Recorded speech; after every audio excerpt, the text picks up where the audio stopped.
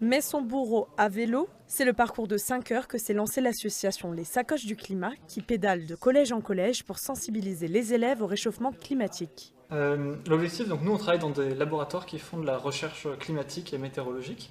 Donc l'objectif c'est de partager nos résultats, de les partager auprès du grand public, de tout le monde et si possible sans filtre médiatique immédiat, donc de pouvoir parler de comment on fait de la recherche, à la fois pour donner envie de faire des sciences aux plus jeunes et aussi pour combattre des idées reçues ou des fausses idées sur le réchauffement climatique. Moi, ce que j'aime, c'est donner envie de faire de la science, de comprendre. Et en fait, comprendre le monde autour de nous, c'est un prérequis pour le protéger.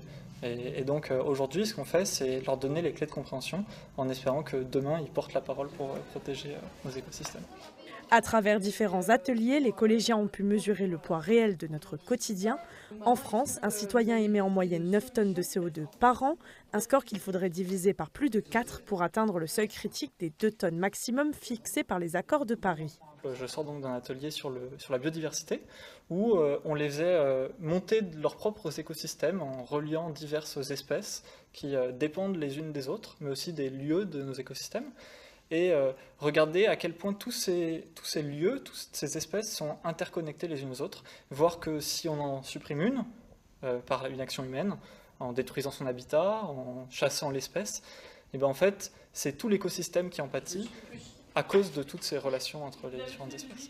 Face à l'urgence climatique, cette nouvelle génération se montre de plus en plus sensible et investie pour l'écologie. Alors moi je les trouve très sensibles effectivement à ça, alors pas tous mais la plupart sont très sensibles à ça et certains sont même je dirais anxieux par rapport à ça parce que on leur en parle beaucoup et certains se demandent un peu où va la planète donc il ne faut pas non plus créer un climat anxiogène mais il faut quand même qu'ils soient sensibles à ça et qu'ils fassent des actions pour améliorer cette situation.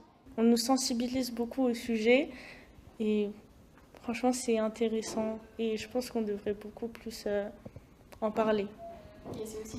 Si on ne s'occupe pas du climat et de ce qui va se passer, dans quelques années on va peut-être tous mourir parce que du coup on ne pourra plus vivre ici.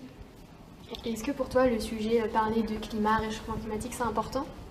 Oui, pour le monde. Sinon le monde n'ira pas bien. N'en déplaise aux climato-sceptiques, quand des scientifiques lâchent leur laboratoire pour parcourir des kilomètres à vélo, ce n'est plus une théorie, c'est un signal d'alarme.